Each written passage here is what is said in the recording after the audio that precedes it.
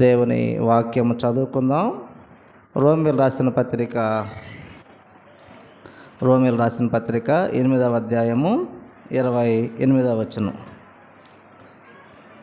రోమీయులకు రాసిన పత్రిక 8వ అధ్యాయం 28వ వచనం. దేవుని ప్రేమించే వారికి అనగా ఆయన సంకల్ప చొప్పున పిలువబడిన వారికి మేలు కలుగుటకై సమస్తమును సమకూడి జరుగుచున్నవని ఎరుగుదము. చిన్న ప్రార్థన చేసుకుందాం. పరిశుద్ధుడా, ప్రేమ గల దేవా, మీరు ఇచ్చిన గొప్ప రక్షణకై స్తుతులు స్తోత్రాలు చెల్లిస్తున్నాం.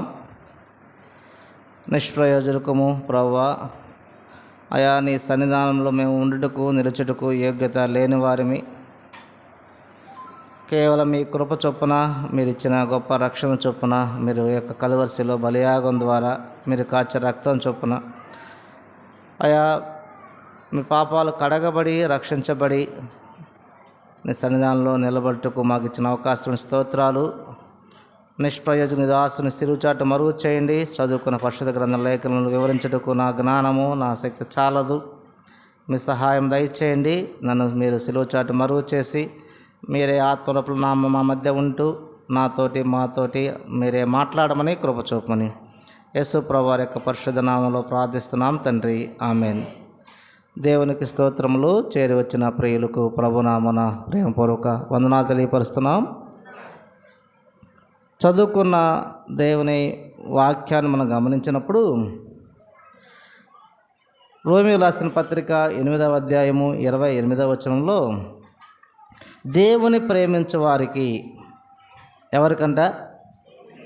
దేవుని ప్రేమించారు. ఇది చాలా కష్టమైన విషయం, అవునా కాదా? మనుషులను ప్రేమించమంటే ప్రేమిస్తాం, వస్తువులను ప్రేమించమంటే ప్రేమిస్తాం, ఇంకా బట్టలను ప్రేమించమంటే ప్రేమిస్తాం, బంగారాన్ని ప్రేమించమంటే ప్రేమిస్తాం, పిల్లలను ప్రేమించమన్నా ప్రేమిస్తాం, భార్యని ప్రేమించమన్నా ప్రేమించగలం, తల్లిదండ్రులను ప్రేమించమన్నా ప్రేమించగలం, భర్తను ప్రేమించినా ప్రేమించగలం. కానీ ఎవరిని ప్రేమించలేము. చాలా కష్టమైన పని.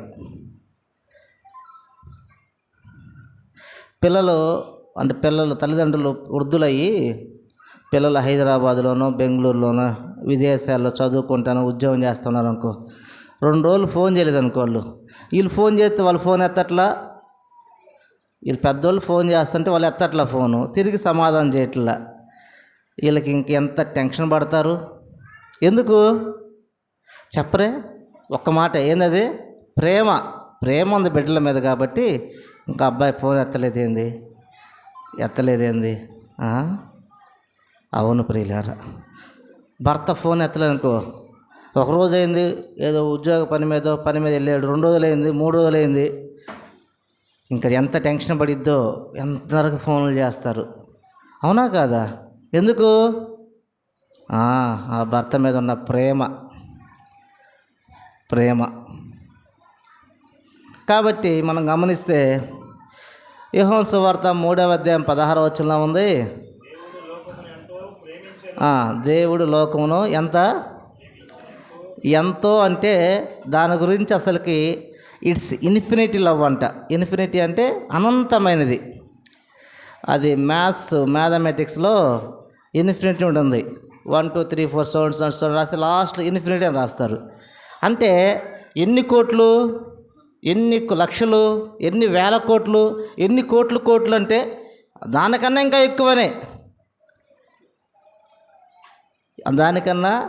ఎక్కువనే, ఒక ట్రాక్టర్ ఇసుక రేణువులు ఉన్నాయి అనుకో, ట్రాక్టర్ ఇసుకలో ఎన్ని రేణువులు ఉంటాయి తెలియదు. సముద్రంలో ఎంత ఇసుక ఉండిద్ది? ఇసుక రేణువులు ఎన్ని ఉంటాయి? చాలా ఉంటాయి. అంతకంటే ఎక్కువే దేవుని ప్రేమ. ఆ సముద్ర ఇసుక రేణువులు అన్నీ కూడా ఒక శాస్త్రవేత్త సైంటిస్టులు కనుక్కొని లెక్కేసి ఇన్ని ఉంటాయని లెక్కేసాను. ఇన్ని వేల లక్షల కోట్ల లెక్కేసిన అంతకన్నా కూడా ఎక్కువే. ఎవరి ప్రేమ?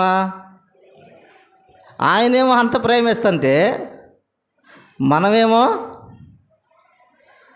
కొంచెం అన్నా ఉందా లేదో ఎవరికి వారు తెలియాల్సిందే, ఎవరికి వారు తెలియాల్సిందే.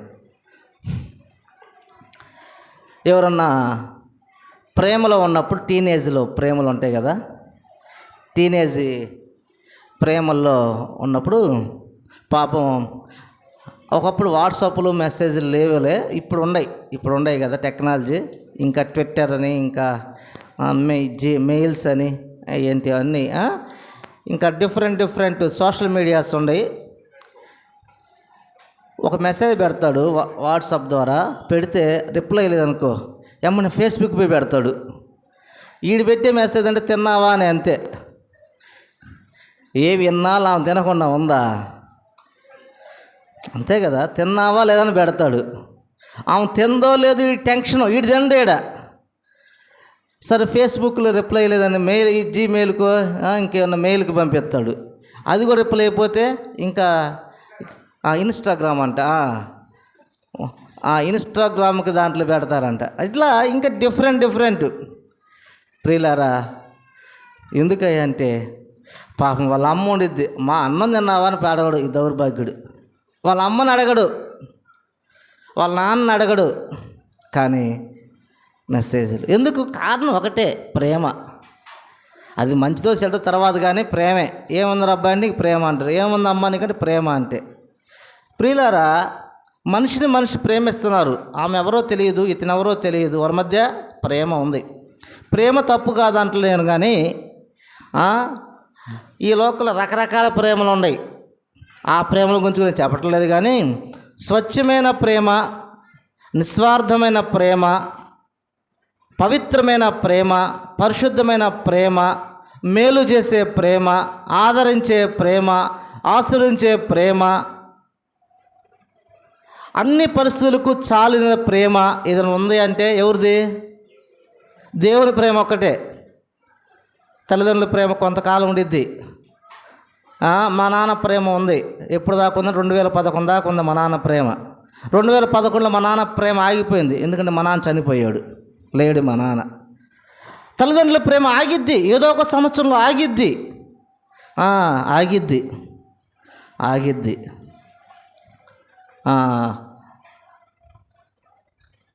భార్య భర్తల మధ్య ప్రేమ కూడా ఏదో సమయంలో ఆగిద్ది. అవును, ఆగిద్ది. ఆగని ప్రేమ, ఆరని ప్రేమ దేవుని ప్రేమ. ఆ ప్రేమ ఎంత అంటే ఎంతో ఇన్ఫినిటీ, అనంతమైన ప్రేమ. పగలపూట ప్రేమిస్తాడు, రాత్రిపూట ప్రేమిస్తాడు, ఇంటర్నెట్ కనెక్షన్ ఉండాలేకపోయినా ప్రేమిస్తాడు, సిగ్నల్స్ ఉండాలేకపోయినా ప్రేమిస్తాడు, ఫోన్ సిగ్నల్స్ లేకపోయినా ప్రేమిస్తాడు. పిచ్చి ప్రేమ. ఎవరి ప్రేమ? దేవుని ప్రేమ. గొప్ప ప్రేమ. అయితే దేవుడికి ఒక డౌట్ వచ్చింది. దేవుని ప్రేమించే వారికి అని ఉంది ఇక్కడ. దేవునికి యేసుప్రభువు డౌట్ వచ్చి అసలు నన్ను ప్రేమిస్తున్నాడా లేదని ఒక వ్యక్తిని ప్రశ్నించాడు. ఆయనతో రోజు తిరుగుతూ ఉన్నాడు శిష్యుడు, ఆయన పేరు పేతురు. ఆయన అడుగుతున్నాడు, పేతురు బాబు నువ్వు నన్ను ప్రేమిస్తున్నావా? అరే పేతురు, నేను చాలా ప్రేమిస్తున్నా, నేను I like you, I love you, నేను చాలా ప్రేమిస్తున్నా. నువ్వు చేపలు పట్టేవాడివే, చేపల వాసన వచ్చింది నీకాడు, అయినా నేను నిన్ను ప్రేమిస్తున్నా. చదువులేనివాడివే, నీ మాట మొరటగా ఉండిద్ది, అయినా నేను నిన్ను ప్రేమిస్తున్నా. చేపలు పట్టేవాళ్ళు, మొరటగా ఉండేవాళ్ళు డ్రెస్ అట్టుండిద్ది, మంచి జీన్స్ ప్యాంట్ వేసి, టక్ చేసి, షూ వేసి, పర్ఫ్యూమ్స్ కొట్టుకొని నీట్గా ఉంటాడా? లేదు, మామూలు సాధారణ బట్టలో, చినిగిపోయిన బట్టలో, ఏదో సాధారణ జీవితం, పేద జీవితం. అయినా నీ పేదరికాన్ని నేను ప్రేమిస్తున్నా, నీ మురికి జీవితాన్ని నేను ప్రేమిస్తున్నా, నీ చేపల వాసన నేను ప్రేమిస్తున్నా. ఇదిగో నీ నోరు కుదరదు చూడు, మాట కుదరదు కదా, ఆయన నిన్ను ప్రేమిస్తున్నా. తొందర ఎక్కువ కదా నీకు. పేతురు అంటే తొందరపాటు గల్లోడు, మనలాగే తొందర ఎక్కువ కదా, ఆయన నిన్ను ప్రేమిస్తున్నా.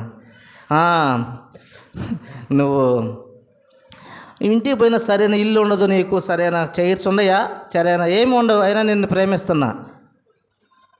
సరే కానీ ఇన్ని ఉన్నా, ఇన్ని ఏమి లేకపోయినా నిన్ను ప్రేమిస్తున్నా కదా, నువ్వు నన్ను ప్రేమిస్తున్నావా అని ప్రశ్నిస్తాడు. నువ్వు నన్ను ప్రేమిస్తున్నావా? ఈరోజు మనుషులు ఎవరిని ప్రేమిస్తారు? అన్నీ ఉన్న వాళ్ళనే ప్రేమిస్తారు, ఏది లేకపోయినా ప్రేమించరు. మానవులు ఏమి లేకపోయినా ప్రేమించరు. చూడండి, ఇక్కడ పేతురుని అడుగుతున్నాడు ప్రశ్న. ఈ మధ్యాహ్న వేళ ఈ ప్రశ్న ఇది నాకు వర్తించిద్ది, మీకు వర్తించిద్ది, అందరికీ వర్తించిద్ది. యోహాను సువార్త 21వ అధ్యాయము, యోహాను సువార్త 21వ అధ్యాయము 15వ వచనంలో యోహాను కుమారుడు సీమోను వీరికంటే ఎక్కువగా నన్ను ప్రేమించున్నావా అని అడిగాడు. యేసు ప్రభువారు పేతురుతో మాట్లాడుతూ అంటాడు, అయ్యా సీమోను, నీవు నన్ను ఎక్కువగా ప్రేమించున్నావా? వీరందరికంటే నన్ను ఎక్కువగా ప్రేమిస్తున్నావా? ఈ ఉదయకాల సమయంలో యేసు ప్రభువారు దేవుడిని అడుగుతున్నాడు, అమ్మా అదిగో నీ బిడ్డల కన్నా ఎక్కువగా ప్రేమిస్తున్నావా? నీ భార్య కన్నా ఎక్కువగా ప్రేమిస్తున్నావా? నీ భర్త కన్నా ఎక్కువగా నన్ను ప్రేమిస్తున్నావా? ఈ లోకంలో ఉన్న వస్తువుల కన్నా ఎక్కువగా నన్ను ప్రేమిస్తున్నావా? ఈరోజు పేపర్లో చూస్తే చాలా బాధేసింది నాకు. ఒక తల్లిదండ్రులకు 2 బిడ్డలు అంట, ఒక కుమారుడు ఒక కుమార్తె. వారికి ఉంది ఎకరం పొలమే. ఎంత? ఎకరం పొలం. కొన్ని అప్పులు కూడా ఉన్నాయి అంట. ఆ గ్రామంలో పెద్దలు ఆ యొక్క ఆస్తి వివాదం వస్తే వాళ్ళు ఒక తీర్పు చేసి పెట్టారు. ఒక కుమారుడు ఉన్నాడు, వ్యవసాయం చేస్తున్నాడు. కుమార్తె ఏమో భర్త చనిపోయి ఉండి అక్కడే ఉంటుంది, చిన్నపిల్లలంట. ఆ ఎకరం పొలాల్లో ఆ తల్లిదండ్రులు అప్పుకి కొంత, ఆ కుమార్తెకు కొంచెం ఇద్దాం, వారి కొడుకు కొంచెం ఇద్దాం అనుకున్నారంట. అందుకు ఒప్పుకోకపోతే అప్పుకి కొంత, తల్లిదండ్రులకు కొంత, కుమారుడికి కొంత 3 భాగాలు వేశారు. 3 భాగాలు వేస్తే తల్లిదండ్రులు ఏం చేశారంటే, భర్త లేనిది కుమార్తె విధవరాలు పేదరాలని వారి వాటాని ఆ అమ్మాయికి రాస్తే ఈ కొడుకు ఒప్పుకోకుండా పొలం దున్నుతూ ఉంటే తల్లిదండ్రులు అడ్డం పోయారంట. ట్రాక్టర్ పెట్టిద్దు వాళ్ళని తొక్కిచ్చేసాడు.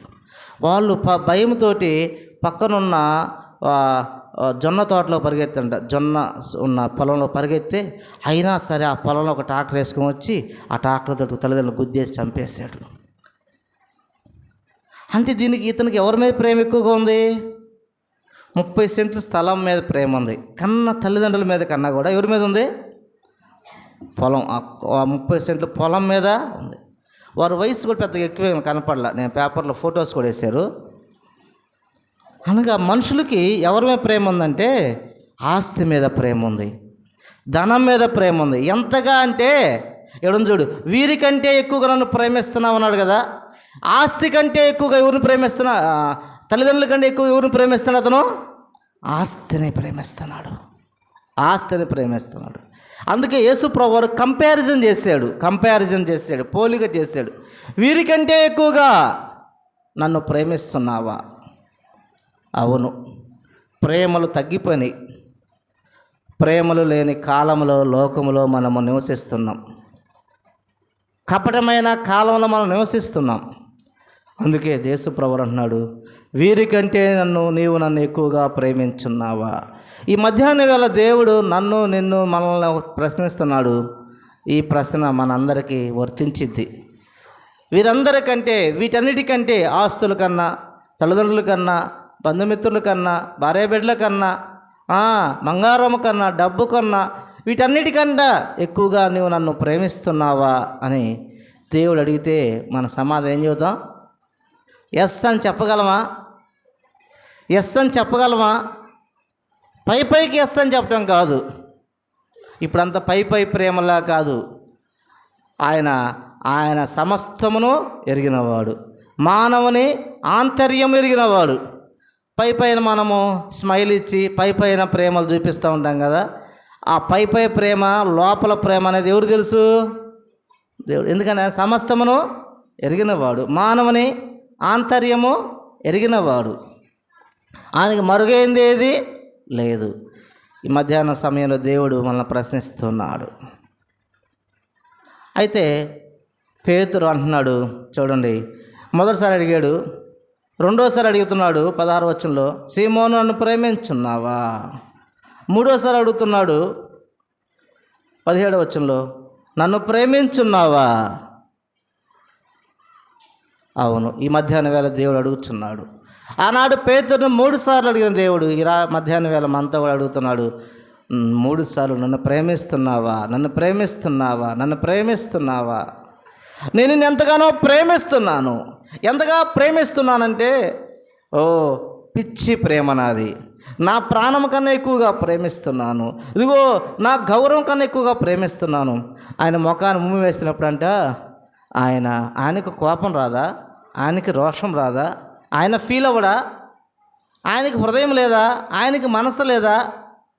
ఆయన ఫీల్ అవుతూ అనుకున్నాడంట, నా బిడ్డల కొరకు నేను ఈ అవమానాన్ని భరిస్తాను.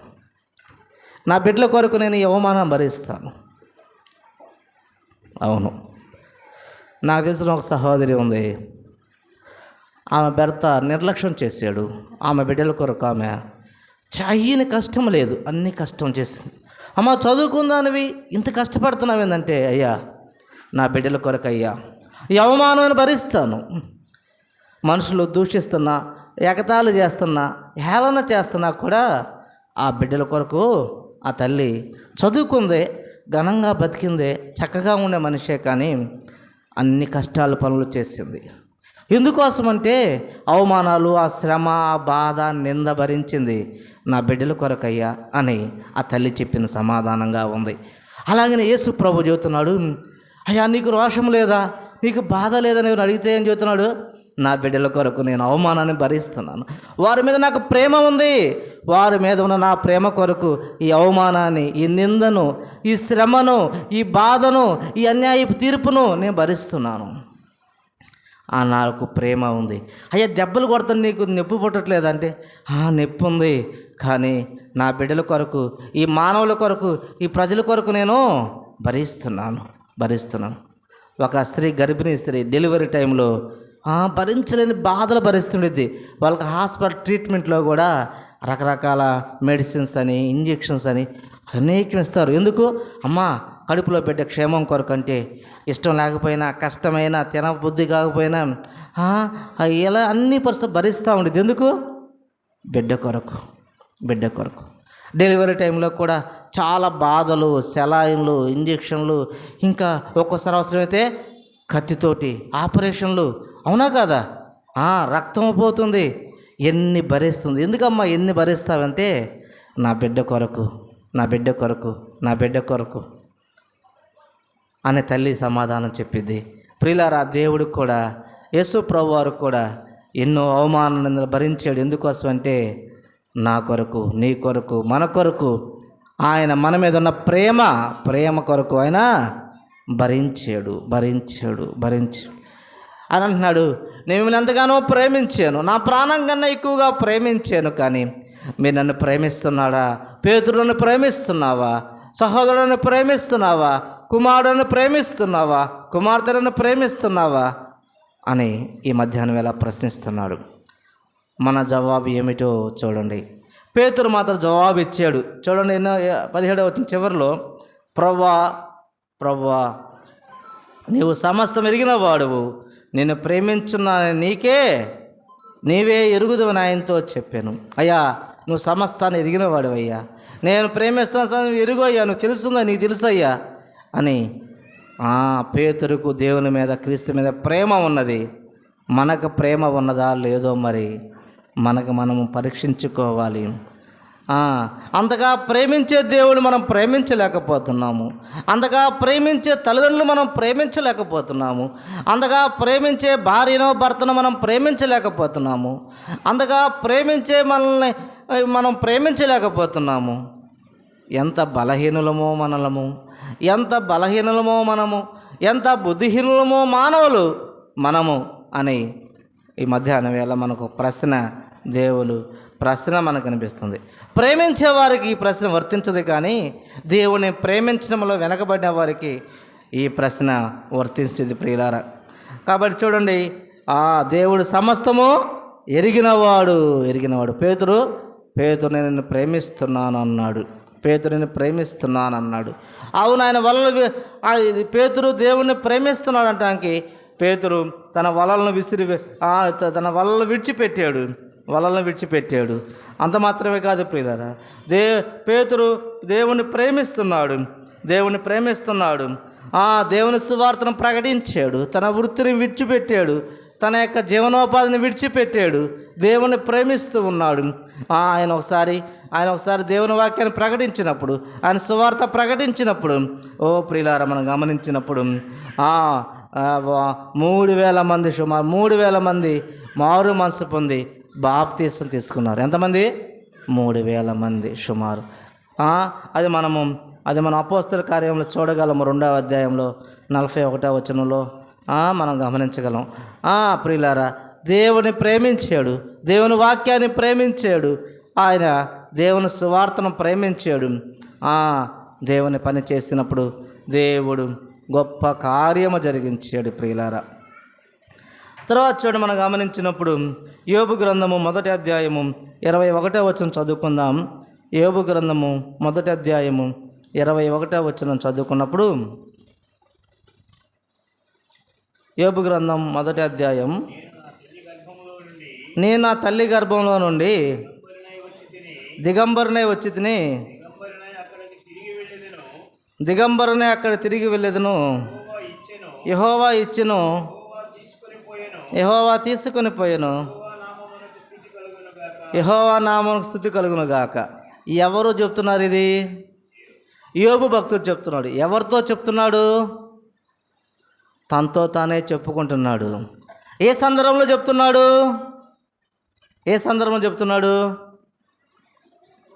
సంతోషంగా ఉన్నప్పుడు దేవుని స్తుతి నందును గాక అని ఆనందంగా చెప్తున్నాడా? ఆయన ఏ పరిస్థితులు చెప్తూ తెలుసా? ఊజు దేశమందు ఒక మనుషుడు ఉంటాడు.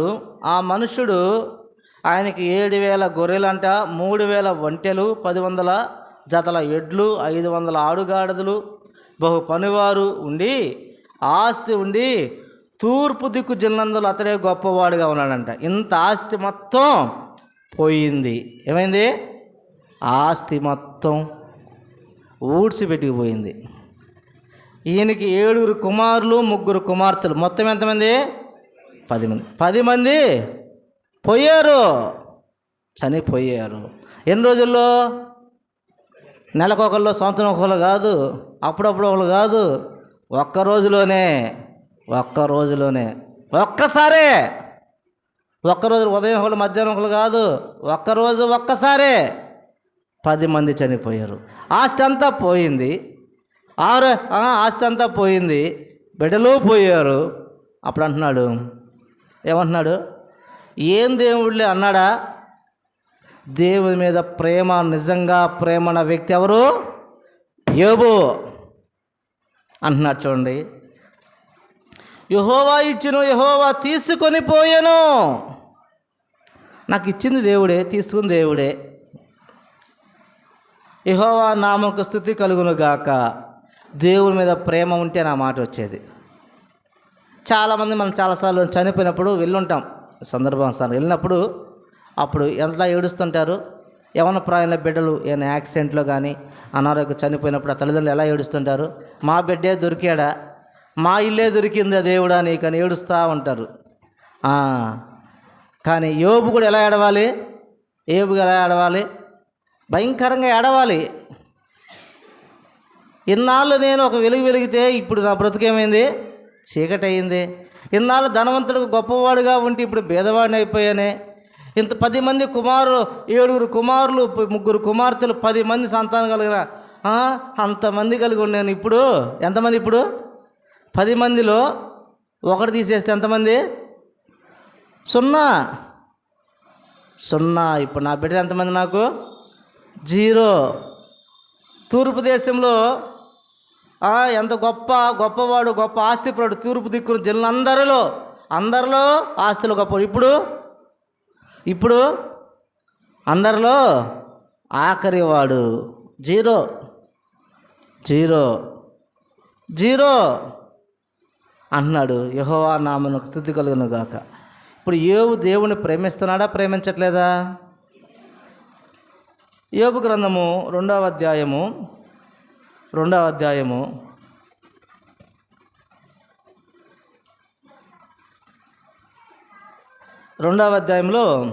9వ వచనంలో 8వ వచనంలో, అతడు ఒళ్ళు గోక్కొండికై చెల్ల పెంకు తీసుకుని బూడిదలో కూర్చుండగా ఇప్పుడేమైంది? ఆరోగ్యం కూడా పోయింది. ఒళ్ళు బాగా జలబుట్టి ఆ జల్లకి గోరుతో గీకుతుంటే చాలక ఏం చేశాడంట? చెల్ల పెంకు తీసుకొని గీక్కుంటున్నాడంట. చెల్ల పెంకు అంటే ఎంత జల వచ్చిందో చర్మము. చెల్ల పెంకు పెట్టంటే గాజు పెంకు చూస్తే రక్తం వచ్చిందా రాదా? రక్తం వచ్చింది. బూడిదలో కూర్చున్నాడంట. ఆరోగ్యం పోయింది, ఆస్తి పోయింది, ఆరోగ్యం పోయింది, బిడ్డలు పోయారు, ఏమీ లేవు ఇంకా ఆయన పరిస్థితి. అలాంటి పరిస్థితులు ఉన్నప్పుడు 9వ వచనంలో అతని భార్య వచ్చి, నీవింకను యథార్థను వదలకుందువా, దేవుని దూషించి మరణం కమ్మని. అప్పుడు ఎమ్మన్నే భార్య గారు వచ్చారు. ఎవరు భార్య? యోబు భార్య వచ్చి ఆమె ప్రసంగం స్టార్ట్ చేసింది. నేను చేసినట్టు స్టార్ట్ చేసింది. యోబు, ఆస్తి పోయింది, నీకు తెలుసా? మైండ్ పని చేస్తుందా? ఆస్తి పోయింది నీది, నీ ఆరోగ్యం పోయింది, ఇప్పుడు బూడిదలో కూర్చొని ఉండవు, చిల్లపెంకు గీసుకుంటుంటే చర్మం అంతా రక్తం వస్తుంది, నీకు కనపట్లా రక్తం వస్తుంది, నీకేం అర్థం కావట్లా, నీ మైండ్ పని చేయట్లా, నీ బిడ్డలు పోయారు, నువ్వు ఇష్టపడే కూతురులో నీ కూతురు 3 కూతురు పోయారు, నీ కొడుకు అంటే ఇష్టం కదా 7 కొడుకులు పోయారు, అందరూ పోయారు, నువ్వు ఒక్కడే బూడిదలో బతికుండావేడా అని ఉపన్యాసం చెబుతుంది. ఎవరికి? భర్తకు. ఛాన్స్ దొరకాలే కానీ భార్యలు పీకే క్లాసు భారతదేశం కూడా పీకడేమో. ఛాన్స్ దొరకాలే కానీ భార్యలు పీకే క్లాసు భారతదేశానికి ఎవడు పీకలేడు, ప్రొఫెసర్ కూడా చెప్పలేడు. ఎందుకనంటే అంత గొప్పోళ్ళు, ఆనాటి నుంచి గొప్పోళ్ళే. అవ్వొచ్చి ఆదాం కాడికి వచ్చి, ఆదాం కాయ తినంటే, అమ్మ తినకూడదమ్మా దేవుడు చెప్పాడమ్మా, మై డిఆర్ తినకూడదంటే, అరా పక్క నేను చూస్తున్నా తిను, నోరు మొయ్యి తిను. అప్పటి నుంచి నోరు వాళ్ళదే పెద్దది. ఎప్పటి నుంచి? అనాది నుంచి అనాథ కాలం నుండి ఎవరితో నోరు ఎక్కువ? అవ్వదే. అమ్మా దేవుడు వద్దన్నాడమ్మా, తినొద్దు అన్నాడమ్మా, నా మాటినమ్మా, ఐ లవ్ యూ అమ్మా, ఐ లైక్ యూ అమ్మా అని చెబితే ఎంతుందా? నేను చెప్తున్నాను తిను, దేవుడు దేవుడిని పక్కన పెట్టబ్బా కొద్దిసేపు, నేను కావాలి నీకు దేవుడు కావాలి చెప్పు, నువ్వు వినలేదని వెళ్ళిపోతాయి నుంచి అంది. నువ్వు పోతే నాకు వండి పెట్టే దేవుడు అనుకున్నాడు ఏం మరి పాపం. పరిస్థితి అదేగా పరిస్థితి, ఇప్పుడు పరిస్థితి ఏమనుకున్నాడు పాపం. సరేలే ఎంటాలే అంటున్నాడు. ఎంటా కాదు, విను నా మాట, వెంటనే తిను అంది.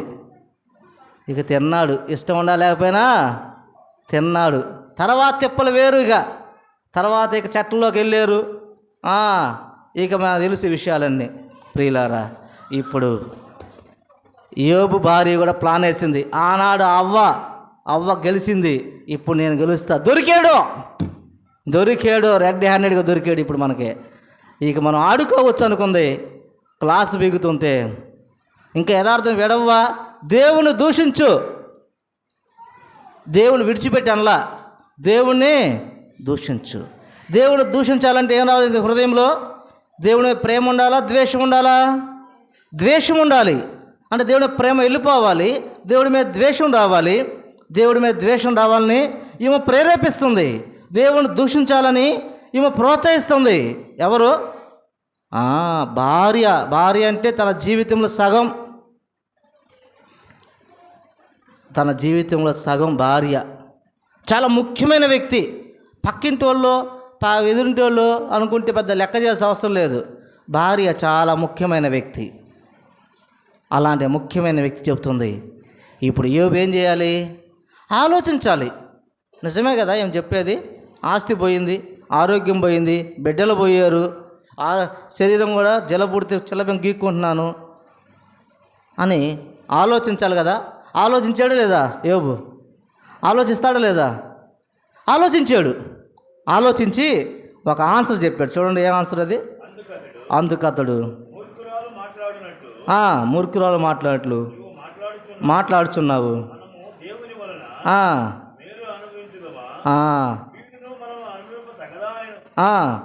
ఈ సంగతుల్లో ఏ విషయమందును యోబు నోటి మాటతో నైనను పాపం చేయలేదు. నోటి మాటతో కూడా పాపం చేయలే. భార్య మూర్ఖురాల నోరుముయన్లా, అమ్మ నువ్వు మంచిదానివే కానీ నీ మాటలు కొంచెం మూర్ఖురాలాగా ఉండేలే అన్నాడు. అంతే. ఏమన్నాడు?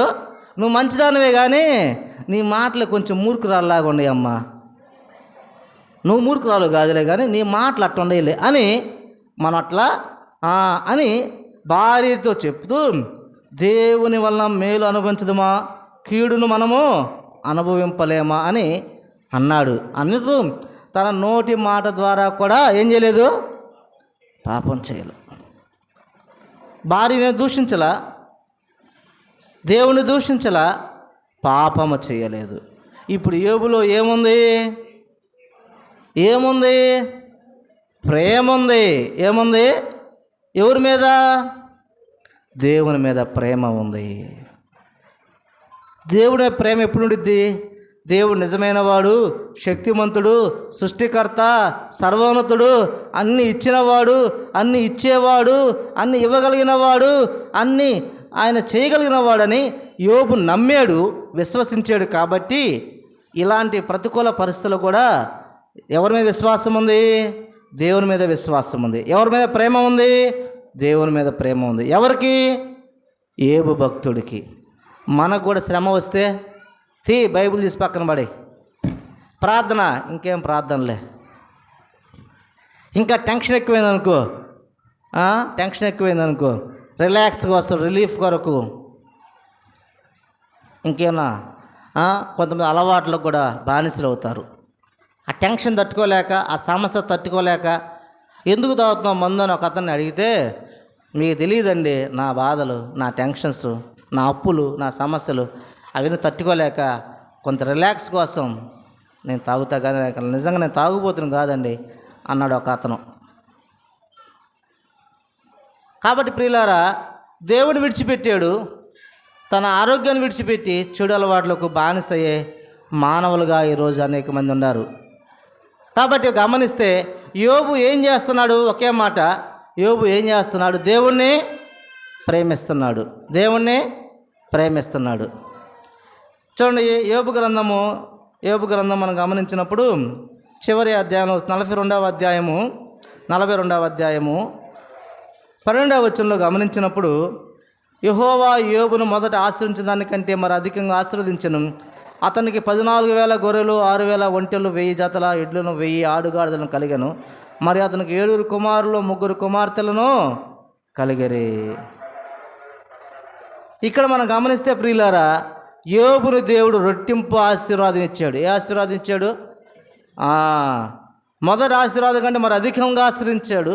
మళ్ళా 7 కుమారులను, 3 కుమార్తెలను ఇచ్చాడు. ఆ రోజు భార్య మాటలు విన్నట్టయితే, భార్య మాటను దేవుని దూషించినట్టయితే దేవుడి దీవెన ఉండేదా? నీకు శ్రమ వచ్చినప్పుడు, నింద వచ్చినప్పుడు, అవమానం వచ్చినప్పుడు, ఇబ్బంది వచ్చినప్పుడు లోకులు కాకుల్లా గుచ్చుతారు. లోకులు, ఏం దేవుళ్ళే, మీ అమ్మనేం బతికిచ్చాడా, మీ నాన్నేం బతికిచ్చాడా, నీ రోగమేం తగ్గించాడా, నీ సమస్యలు ఏమైనా తీర్చాడా, నీకు కావాల్సిన మేలు అందిందా, ఏం బతుకు నీది అని లోకులు కాకులుగా యోబు భార్యలాగా అప్పుడు ప్రత్యక్షమవుతారు మనకి. అప్పుడు మనకి వారి మాటలు నిజమే కదా, వాస్తవమే కదా, ఆస్తి పోయింది కదా, బిడ్డలు పోయారు కదా, ఆరోగ్యం పోయింది కదా, నిజమే కదా అనే ఫీలింగ్ తెప్పించి దేవుడికి దూరం చేసే సమాజంలో మనం ఉన్నాం. దేవుడికి దూరం చేసే లోకంలో మనం ఉన్నాం. ఒక్కోసారి మన కుటుంబ సభ్యులే మనల్ని అలా చేయొచ్చు, లేక మన సంఘస్థులే చెయ్యొచ్చు, మన బంధువులే చెయ్యొచ్చు, మన స్నేహితులే చేయొచ్చు. కాబట్టి ప్రియులారా, యోబును కూడా అనేక మంది ఆ విధంగా ప్రేరేపించినా యోబు స్టాండ్ బైలో ఉన్నాడు, స్థిరంగా ఉన్నాడు. దేవుని ప్రేమించే వ్యక్తిగా ఉండి దేవుని ద్వారా మళ్ళా మేలు పొంది, ఆశీర్వాదం పొంది, బిడ్డలను పొంది ఆయన చివరిలో ఉంటుంది. అటు తర్వాత యోబు లాస్ట్ వచ్చిన 16వ వచనంలో 140 సంవత్సరాలు బ్రతికి తన కుమారులను కుమారుల కుమారు 4 తరముల వరకు చూసిను. ఎన్ని తరాలు? 4 తరాల వరకు చూశాడు. ఎన్ని తరాలు? 4 తరాల వరకు చూశాడు. ప్రియులారా, దీని రహస్యం ఏంటంటే ఒక్క మాట, ఏంటది? యోబు దేవుణ్ణి ప్రేమించాడు. బిడ్డలను ప్రేమించి బిడ్డలు వెళ్ళిపోయారు. కానీ దేవునితో ఉన్న ప్రేమ కట్టు కాకూడదు. ఆస్తి ఉండా లేకపోయినా, ఆరోగ్యం ఉండా లేకపోయినా, దేవునితో ఉన్న ప్రేమ యోబు జీవితం కట్టయిందా? ఆగిందా? ఆగల. అది అవసరం.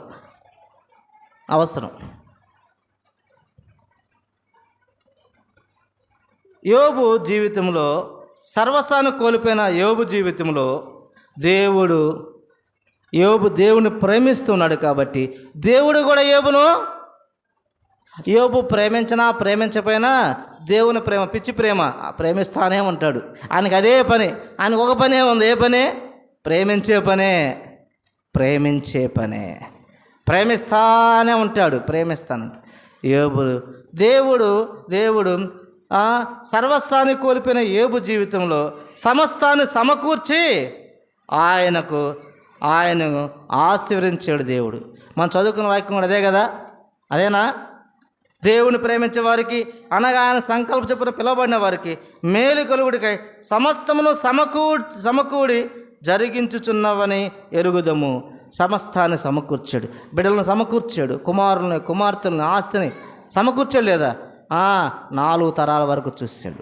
కాబట్టి ఈ లోకంలో నువ్వు ప్రభువుని నమ్ముకున్నా నమ్ముకోకపోయినా, నువ్వు చదువుకోకపోయినా, ఈ లోకంలో అనారోగ్యాలు, సమస్యలు, ఇబ్బందులు, మరణాలు అందరికి వస్తాయి. ఎవరికి? మానవులు అందరికీ ఉంటాయి. అవి సాధారణంగా ఉంటాయి. నీ ఒక్కడికే ఉందనుకోవద్దు. మానవ జీవితం ఎట్లాంటిదంటే బావిలో కప్పలాంటిది. బావిలో కప్పు ఉండి నాకే ఇన్ని కష్టాలు ఉన్నాయి, నా కుటుంబంలో ఇన్ని కష్టాలు ఉన్నాయి, అందరూ బాగుండారు, నేనే బాగలేను అనే ఫీల్లో ఉంటారు. అదే ఫీలింగ్ ప్రతి ఒక్కరికి అదే.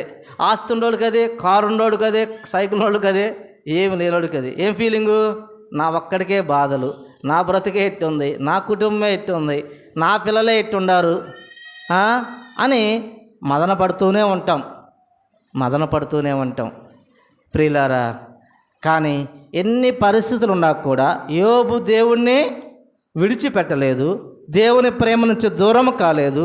యోబు ప్రేమ దేవునికి అందించడంలో వెనకబడలేదు. కాబట్టి దేవుని ప్రేమించిన యోబుని దేవుడు ఆయన సమస్తాన్ని సమకూర్చి మళ్ళా ఆశ్రయించిన వాటిగా మనం గమనించగలం. తర్వాత చూడండి, రూతు గ్రంథము 1వ అధ్యాయము 16వ వచనం గమనిస్తే, రూతు గ్రంథము 1వ అధ్యాయము 16వ వచనం గమనిస్తే ఆమె ఒక మాట అంటుంది. ఆ మాట గుర్తు చేస్తా. ఆమె అనే మాట ఏంటంటే, నీ దేవుడే నా దేవుడు అంటుంది. ఏమంటుంది? నీ దేవుడే నా దేవుడు. ఒక్క మాట నేను గుర్తు చేస్తున్నా.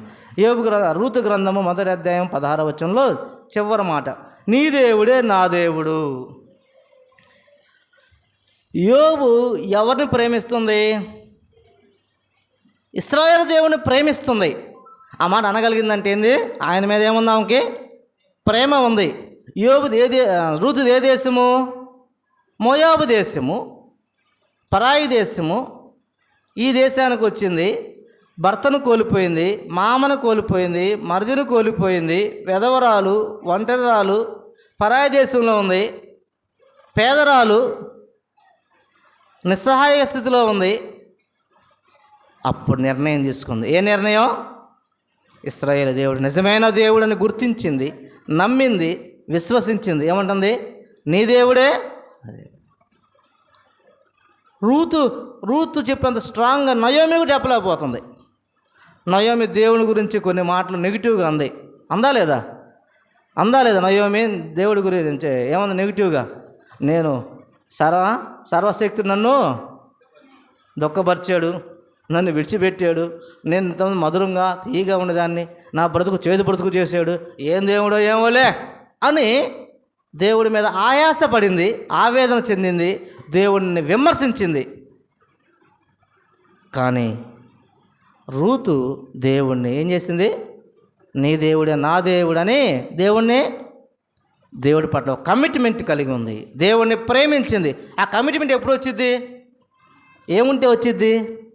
ప్రేమ, దేవుడి మీద విశ్వాసము, దేవుడి మీద ప్రేమ ఉంది. నయోమికి కూడా అంత విశ్వాసం ప్రేమ లేదు, రూతుకు ఉంది. రూతు గ్రంథం 4వ అధ్యాయము 14వ వచనంలో గమనించినప్పుడు, అప్పుడు స్త్రీలు, ఈ దినము నీకు బంధువులు లేకుండా ఈ దినము నీకు బంధువుడు లేకుండా చేయని యెహోవా స్థితి ఉండును గాక, ఆయన నామం ఇశ్రాయేల్లో ప్రకటింపబడుగా. అనగా ఇప్పుడు రూతుకి ఎవరు బంధువులు? అందరూ బంధువులు అయ్యారు. ఎవరు బంధువులు? అక్కడ ఉంది చూడండి, నీకు బంధువుడు లేకుండా చేయని యెహోవా. అందరు బంధువులు ఇప్పుడు రూతుకి, అందరు బంధువులే. యేసుప్రభు కూడా బంధువే, తెలుసా మీకు? మత్తయి సువార్త మొదటి అన్న యేసుప్రభు బంధువా కాదు రూతుకి? మొదటి అధ్యాయంలో ఉంది చూడండి. మత్తయి సువార్త మొదటి అధ్యాయంలో అందరు బంధువులే రూతుకి. ఇప్పుడు నేను కూడా బంధువే, నువ్వు కూడా రూతు బంధువు అమ్మా. మనమందరూ రూతు బంధువులమే, రూతు మన బంధువే. నిజమా కాదా? యేసుప్రభు బంధువు అయింది, యేసుప్రభు మన ప్రభు, మనకు బంధువే కదా. చూడండి మత్తయి సువార్త మొదటి అధ్యాయంలో చదవండి ఆ మాట. 5వ వచనంలో, నైసోను సల్మాన్ కన్ను, సల్మాన్ రాహాబురందు బోయాజును కన్ను, బోయాజు రూతును ఓబేదు కన్ను, ఓబేదు యెష్షయిని కనుగొని యెష్షయి రాజును దావీదుని కనును. మొదటి వచనంలో, అబ్రహాం కుమారుడు దావీదు కుమారుడు యేసుక్రీస్తు వంశావళి. యేసుక్రీస్తు వంశావళి ఎవరి పేరుంది? రూతు పేరుంది. మన వంశమే. యేసుప్రభు వారి వంశావళిలో రూతు ఉంది. యేసుప్రభు కూడా బంధువు, యేసుప్రభు బిడ్డ. ప్రియులారా, దేవుణ్ణి ప్రేమించింది. అందుకు కారణం ఒకటే, ఒక్క మాట చెప్పి నేను వెళ్ళిపోతున్నా, దాటిపోతా. ఏ మాట? రూతు దేవుణ్ణి ప్రేమించింది. నీ దేవుడే నా దేవుడు, ఐ లవ్ హిమ్.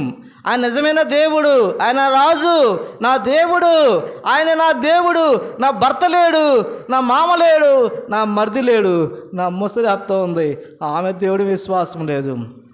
అయినా ఆయనే నా దేవుడు, ఆయనే నా ప్రభువు అని బాహాటంగా స్ట్రాంగ్గా చెప్పింది.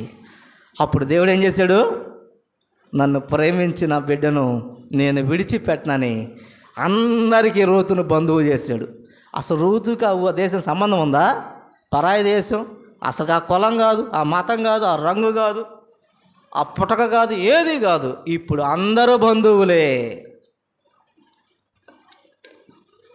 Only secret is Ruth loves the lord. Ruth దేవుని ప్రేమించింది, దేవుడు సమృద్ధినిచ్చాడు.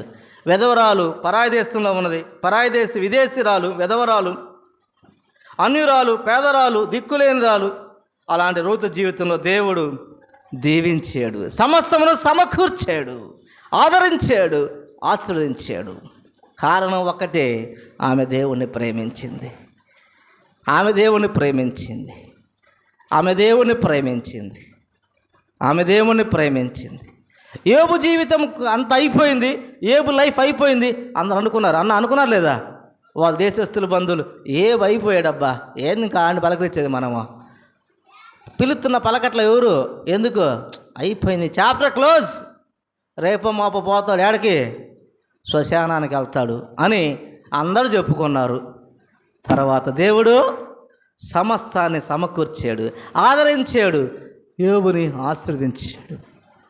అప్పుడు అందరూ వచ్చారు, బంధువులు, స్నేహితులు. కారణం సీక్రెట్ ఒకటే, యోబు దేవుణ్ణి ప్రేమించాడు. దేవుణ్ణి ఎవరికన్నా ఎక్కువగా ప్రేమించాడు? ఆస్తి కన్నా, ఆరోగ్యం కన్నా, బిడ్డల కన్నా, భార్య కన్నా, అన్నిటికన్నా, అందరికన్నా ప్రేమించాడు. ఎవరిని? దేవుణ్ణి ప్రేమించాడు. దేవుడు కూడా ప్రేమించాడు యోబుని. ఎలా ప్రేమించాడు? అన్నిటికన్నా, తన ప్రాణము కన్నా, తన రక్తము కన్నా, అన్నిటికన్నా ఎక్కువగా దేవుడు ప్రేమించాడు.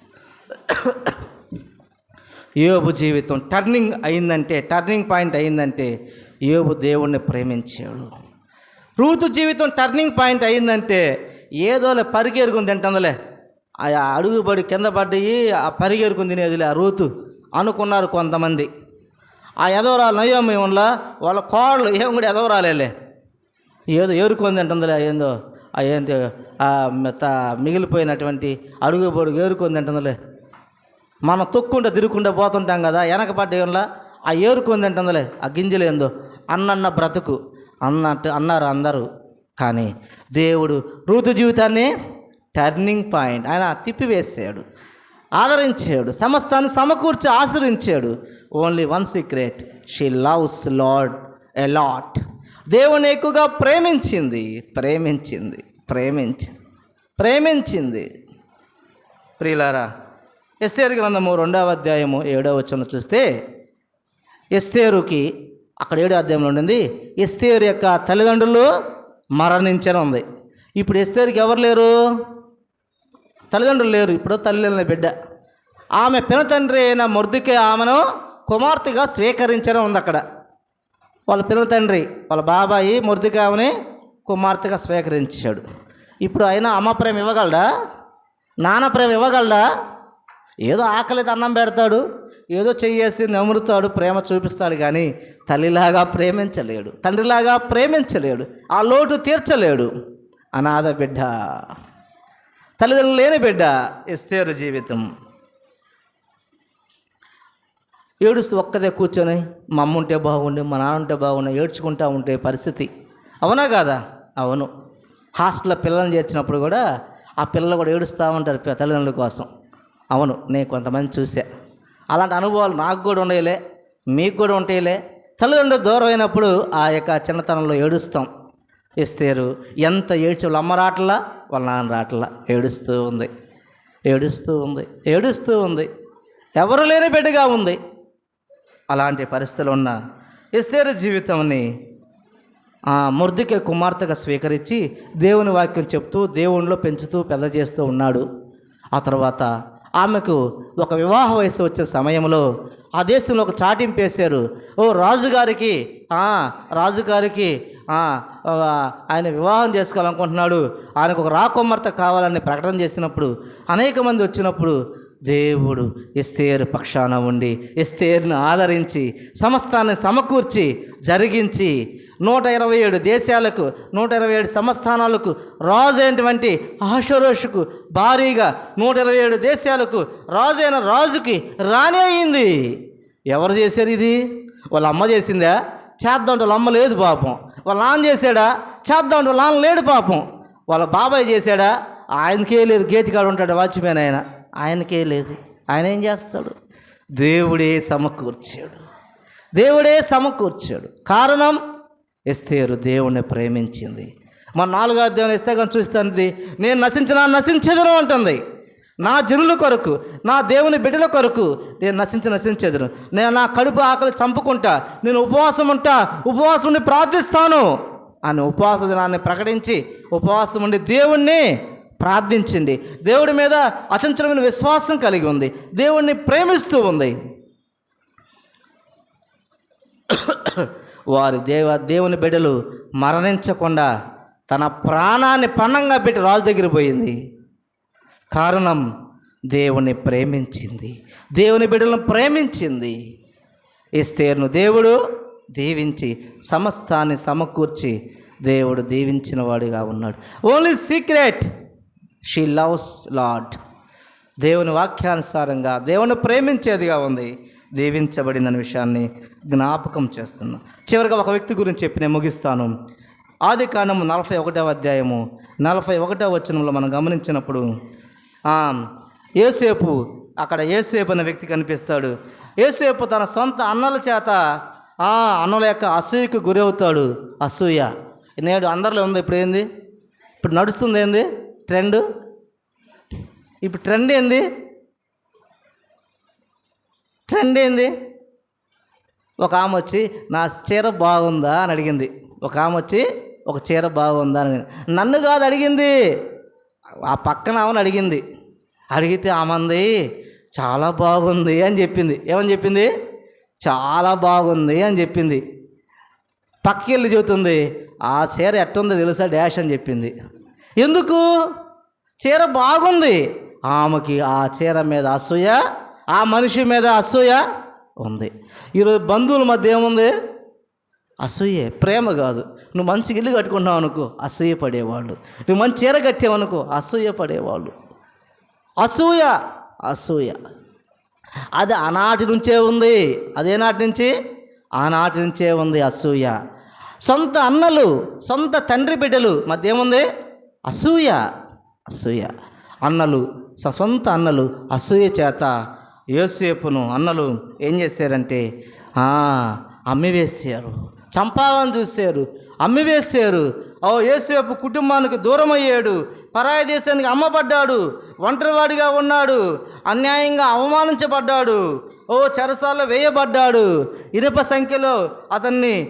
సంఖ్యలు బాధించాయి. అతనికి బెయిల్ ఇచ్చేవాడు లేడు.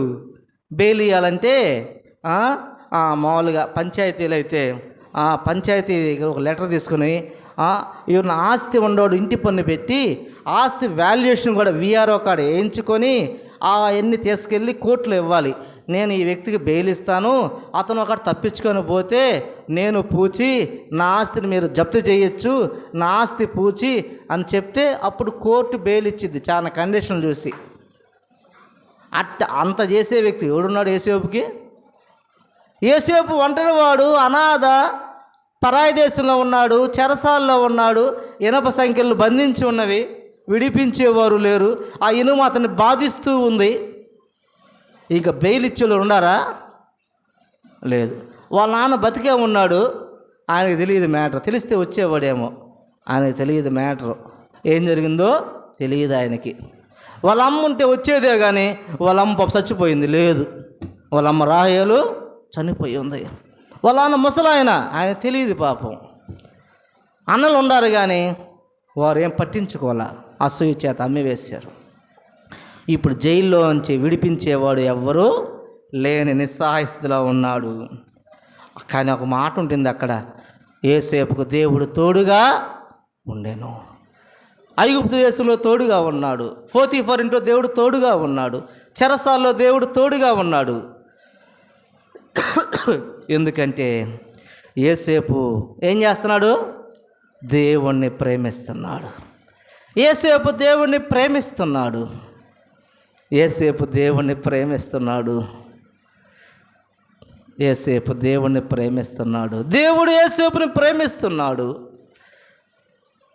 యోసేపు దేవుణ్ణి ప్రార్థిస్తున్నాడు. దేవుడు యోసేపు తోడుగా ఉన్నాడు. ఇవన్నిటికీ కారణం ఒకటే సీక్రెట్, యోసేపు దేవుణ్ణి ప్రేమిస్తున్నాడు. దేవుడు ప్రేమిస్తాడు. ఇది సీక్రెట్ ఏం కాదు, ఇది ఓపెన్. ఇది యూనివర్సల్ ట్రూత్. దేవుడు ప్రేమిస్తున్నాడు. కానీ యోసేపు దేవుణ్ణి ప్రేమిస్తున్నాడు. తల్లి పోయింది, ఆయన యోసేపుని ప్రేమిస్తున్నాడు. తండ్రికి దూరం అయ్యాడు, యోసేపు దేవుణ్ణి ప్రేమిస్తున్నాడు. అన్నలు గుంటలో నెట్టివేశారు, యోసేపు దేవుణ్ణి ప్రేమిస్తున్నాడు. పరాయి దేశానికి అమ్మివేశాడు, యోసేపు దేవుణ్ణి ప్రేమిస్తున్నాడు. కష్టాలు వెంటబడుతున్నాయి, యోసేపు దేవుణ్ణి ప్రేమిస్తున్నాడు. ఒక ఇంట్లో బానిసగా పనికి చేరాడు, యోసేపు దేవుణ్ణి ప్రేమిస్తున్నాడు.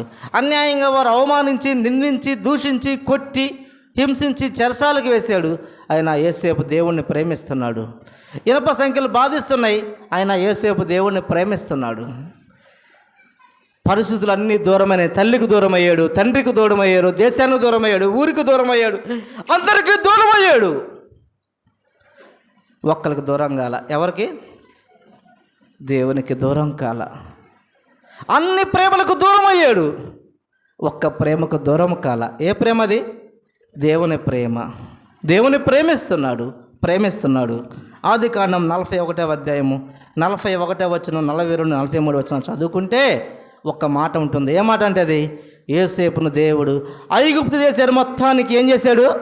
అధికారిగా చేశాడు.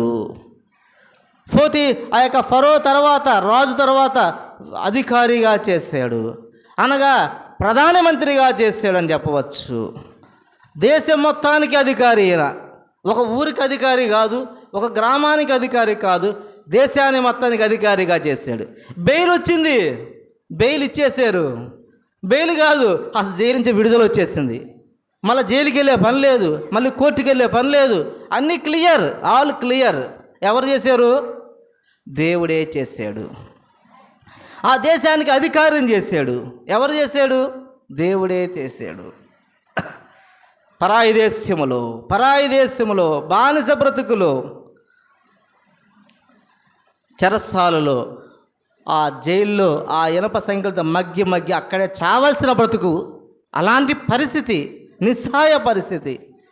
అలాంటి పరిస్థితిలో యోసేపు జీవితాన్ని దేవుడు ఏం చేశాడు? పరాయి దేశంలో ప్రధానమంత్రిని చేశాడు. దేశం మొత్తానికి అధికారిని చేశాడు. ఇందుకు ఒక రహస్యం ఉన్నది.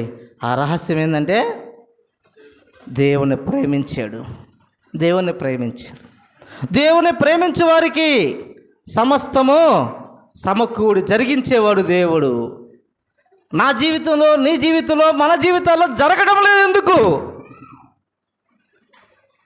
ఎందుకు జరగటం లేదు? కారణం ఒకటే.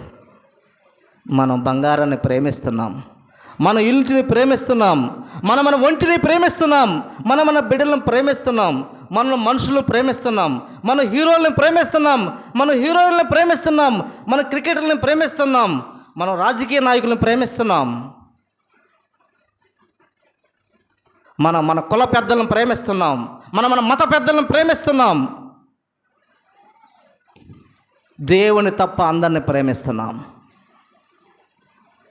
మన బట్టలను ప్రేమిస్తున్నాం. దేవుని తప్ప అందరినీ ప్రేమిస్తున్నాం. పైకి ప్రేమిస్తున్నట్టు నటిస్తున్నాం. నిజమైన ప్రేమ మనలో లేదేమో. యోసేపులో ఉన్న ప్రేమ మనలో లేదు.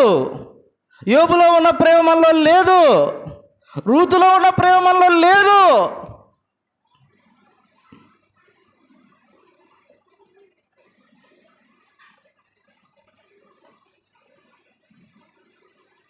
అవును, ప్రేమించని వారి కొరకు మనం ప్రేమిస్తున్నాం. ప్రేమించే వ్యక్తిని మనము ప్రేమించటం లేదు. దొంగ ప్రేమను మనం ప్రేమిస్తున్నాం. నిజమైన ప్రేమను మనం ప్రేమించలేకపోతున్నాం. మభ్యపెట్టే ప్రేమను మనం ప్రేమిస్తున్నాం. మోసగాల ప్రేమను మనం ప్రేమిస్తున్నాం. నట్టేట్లో ముంచేవారు మనం ప్రేమిస్తున్నాం. నడి సముద్రం నెట్టేవాళ్ళు మనం ప్రేమిస్తున్నాం. నిజంగా ప్రేమించే వారిని ప్రేమించలేకపోతున్నాం. ఎంత బుద్ధిహీనులు నేను, ఎంత బుద్ధిహీనులు మనము, ఎంత బలహీనులు మనము. యోబుకున్న బలం మనకు లేదు. వెధవరాలు పరాయస రూతుకున్న బలం మనలో లేదు. లోక ఆకర్షణలు మనం ప్రేమిస్తున్నాం. ధనధాన్యాలను ప్రేమిస్తున్నాం. దేవుణ్ణి ప్రేమించటంలా ఎంత సిగ్గుచేటు. దేవుడు నమ్ముకున్న విశ్వాసులమే కానీ, దేవుని భక్తులమే కానీ, దేవుడు అంటే ప్రేమ లేని వారమే కానీ దేవుని మాత్రం అది ఇవ్వు ఇది ఇవ్వని ఆయన ఒక నిధిగా అడుగుతూ ఉంటాం. నాకు ఆరోగ్యం ఇవ్వు, నాకు బండి కొనిపియ్యి, నాకు అది ఇవ్వు ఇది ఇవ్వని డిమాండ్స్ లిస్టు రాసి, ఆ డిమాండ్స్ లిస్టు సంఘంలో బ్రాహ్మయ్య గారికి ప్రకటన చేయాలి. మళ్ళీ చేయకపోతే బలి గేటు బయటికి వెళ్తాం, ఒప్పుకోరు, పిలుస్తారు. పాపం నేను కూడా చూసా.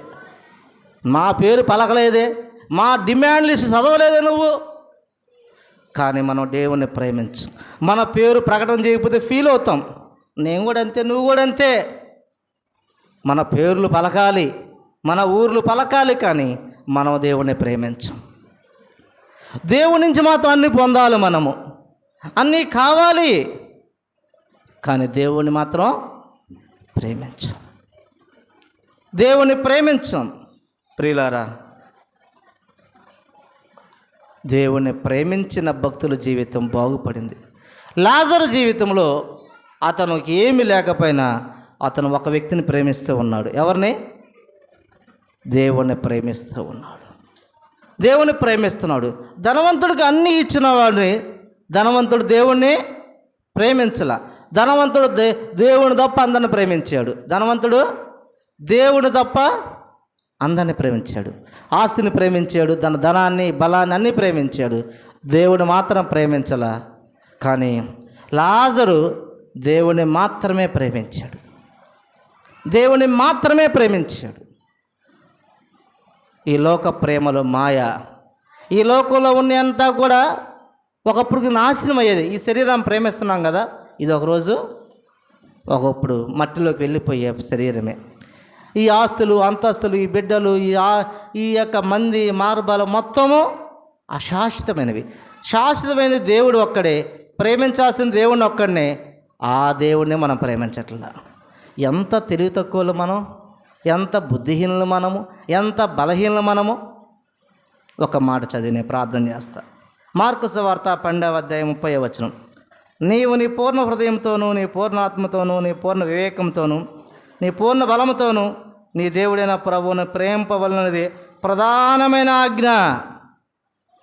ఏ ఆజ్ఞ? ప్రధానమైన ఆజ్ఞ ఏంటిది? ఎవరిని ప్రేమించాలి? బంగారాన్నే, పిల్లలనే, పెద్దలనే, ఎవరిని ప్రేమించాలి? ప్రధానమైన ఆజ్ఞ దేవుని ప్రేమించాలి. ఈ ప్రధానమైన ఆజ్ఞ మాత్రం పక్కన పెట్టాము, మిగతా అన్నీ మనం చేస్తున్నాము. కాబట్టి మధ్యాహ్నం వేళ మనము దేవుని సన్నిధిలో ప్రార్థిద్దాం. ప్రభువా, ఇన్నాళ్ళు నేను నిజమైన శాశ్వతమైన దేవుణ్ణి ప్రేమించకుండా తాత్కాలికమైన వ్యక్తులను, పరిస్థితులని, వీటన్నిటిని ప్రేమించాను. రూతులాగానే నిన్ను ప్రేమించలేకపోయా, యోబులాగా నీలాగా నిన్ను ప్రేమించలేకపోయా, యేసేపులాగా నిన్ను ప్రేమించలేకపోయా, పేతురులాగా నిన్ను ప్రేమించలేకపోయా. నేను ఓడిపోయాను ప్రభువా, నేను పడిపోయాను ప్రభువా, నేను బుద్ధిహీనుణ్ణి, నేను బలహీనుణ్ణి, నేను తెలివి తక్కువవాణ్ణి. నన్ను క్షమించు, నన్ను సరిచెయ్యి, చక్కపరచు. నిన్ను ప్రేమించడమే ప్రధానమైన ఆజ్ఞని తెలుసుకున్నాను. నా పూర్ణాత్మతో, నా పూర్ణ శక్తితో, నా పూర్ణ వివేకంతో నిన్ను ప్రేమించుటకు నాకు అలాంటి శక్తి, జ్ఞానము, బుద్ధి నాకు దయచేయి ప్రభువా. నాకు ఈ లోకం మీద, ఈ ఆశల మీద ఇక ప్రేమ తగ్గించేసే ప్రభువా, తీసివేసే ప్రభువా, నీ మీద నాకు ప్రేమ ఉంచు ప్రభువా అని మధ్యాహ్న సమయంలో ప్రార్థన చేస్తూ ముందుకు సాగిపోదాం. బ్రహ్మయ్య అన్న ముగింపు మాటలు, ముగింపు ప్రార్థన చేస్తారు.